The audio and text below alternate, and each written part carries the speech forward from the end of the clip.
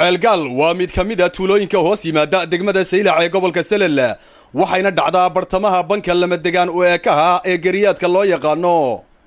tuuladani ayaa waxaa la degay 1932 halkaasoo sida la ii sheegay gumaystihii Ingiriisku ka qoday ceelka tuuladani loogu magac daray ee ceelgaal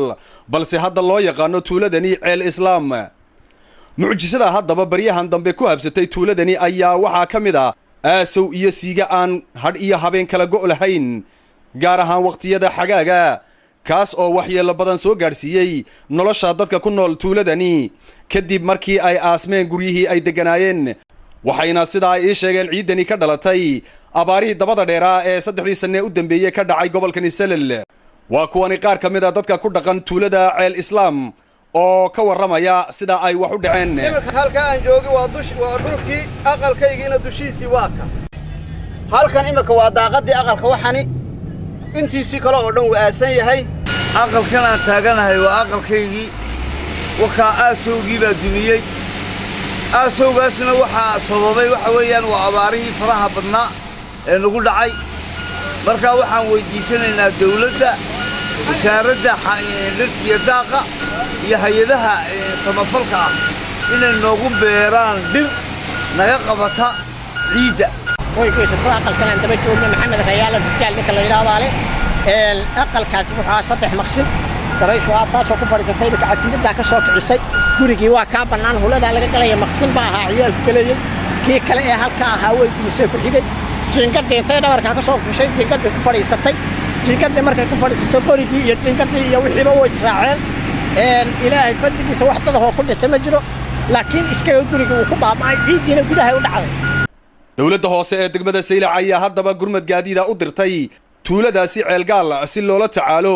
aasowgani taas oo wax badan durba ka qabatay masiibadani dabiiciga ah. waxaan waa barandihii weeyaan oo waa kuwa tiirarkii barandaha u samaysnaa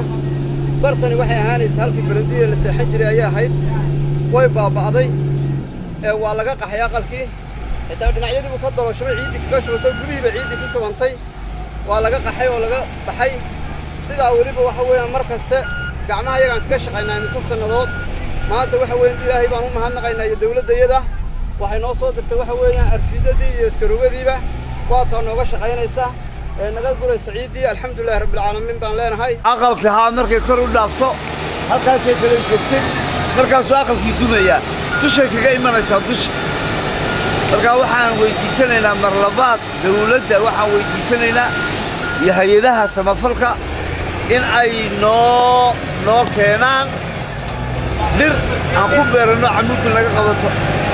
dhanka kale maayirka degmada Saylac mudane Sacad Daahir Cigar Riiraash oo aan xafiiskiisa magaalada Saylac ku booqanay ayaa ka waramay sida ay ku heleen warbixinta in ay aasantay tuuladii ceelgaal. wadadhow ayaan anigu kormeer ugu baxay degmada kormeerkii ayaa waxaan ku soo arkay magaalada ceelgaal oo gebigeediiba aasantay markaan arkay dadkii inay ka cabanayaan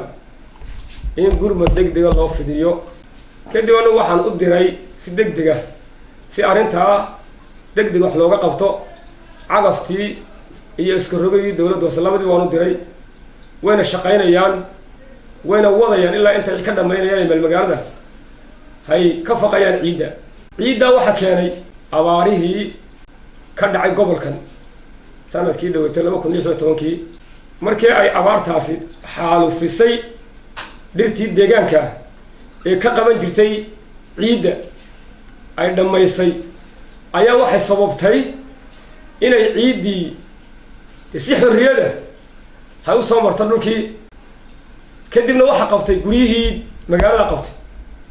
guryihii magaalada markay qabteen waxay sababtay in ciidda halka ku ururto kadibna ay guryihii dul marto qaar gudaha u gasho. intaa markaan dhammaystirno waxaan u baahannahay in dhulkii nabaad guuray ay abaartu dhirtii ka dhammaysay in la dhireeyo. kaada wasaaradda deegaanka waxaan ka codsanaynaa wasiirka iyo dhammaan saraakiisha u qaabilsan hawshaasba inay arrintaasi degdega wax nogala qabtaan hay dhir ku beeraan. Maxamed Awaala Daahir Shinila News magaalada Saylac.